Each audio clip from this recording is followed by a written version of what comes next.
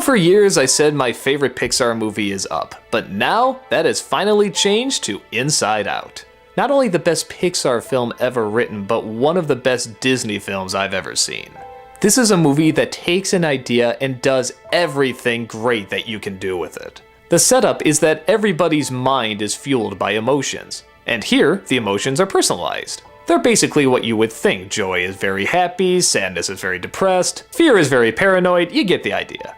We focus on the emotions of a girl named Riley, who's moving from one new location to another. Such a large change is throwing her emotions out of whack, and we find that joy and sadness are accidentally separated from headquarters and dropped off somewhere else. Thus, the movie is just them trying to get back in order to bring balance back to Riley's emotional state. In doing so, joy and sadness, two polar opposites, have to find a way to get along in order to work together.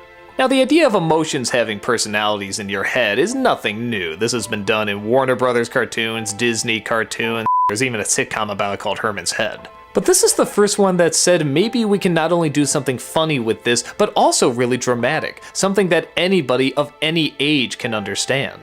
The story is actually a coming-of-age story, talking about change. Talking about adapting, talking about sacrifices, talking about how some things have to be pushed out of your mind and replaced with others. And all the hardships of growing up are shown through these characters, who are developing Riley as she goes through these tough moments. Whether you're a kid going through these moments or an adult who used to go through these moments, everybody can sympathize. You get these problems, you get these frustrations, you understand how hard it is to adapt. But at the same time, it balances out with a lot of bright colors and funny moments and goofy moments, which is really what the film is about, balance. Joy and sadness don't get along, but like a lot of buddy movies, they realize that they have to get along. Well, here, it actually serves a purpose. Joy's the one who's usually in charge and tries to keep sadness off to the sidelines. But the movie so brilliantly shows how much joy and sadness are actually tied together. I won't give away, but let's just say, it's brilliant. It's summed up through visuals that everybody can understand and everybody can relate to. So many of us try to run away from sadness. We think it's not healthy, but this movie shows it's unbelievably healthy. All your emotions are healthy, you just have to know how to keep them in check. The movie shows it's okay to feel however you feel. There's no shame in feeling sad, there's no shame in feeling angry. If anything, by confronting them, you create new emotions and new moments. And the best thing is, it sticks to the choices they make. When they move, they stay moved. When a character has to disappear, he stays disappeared. They don't pull any happily ever after retconning stuff. No, they mean this stuff for serious. Because it's all part of growing up, and you're gonna have to go through hardships, and you're just gonna have to accept it. It's so great that a movie about emotions talks about all this. In fact, it's the perfect movie to talk about all this. With all the unnecessary Pixar sequels coming out, this is one of the few that I would love to see a sequel to. I would love to see movies that follows Riley into adulthood. The same way the toys in Toy Story grow up with Andy, I would love to see the emotions grow up with Riley.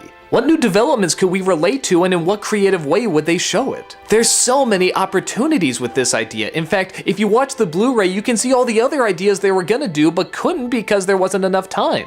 They're all great, and I love to see more of these come about. This is a movie that not only leaves me wanting more, it leaves me wanting a lot more. Why can't this get a spin-off universe? Why can't this have other stories and other characters that can lead to other movies? To me, that's the sign of a really, really good flick.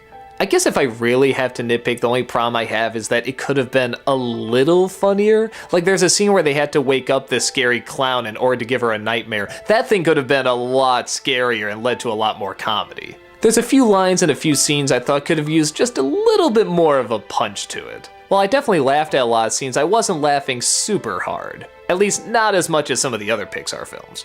But like I said, it's a nitpick. Really, everything for the most part balances out incredibly well. I still laughed at the right moments, I still cried at the right moments. Quite fittingly, every emotion that's supposed to play out, plays out. Every time I see it, it gets better and better. The stories, the characters, the layout, it's just phenomenal.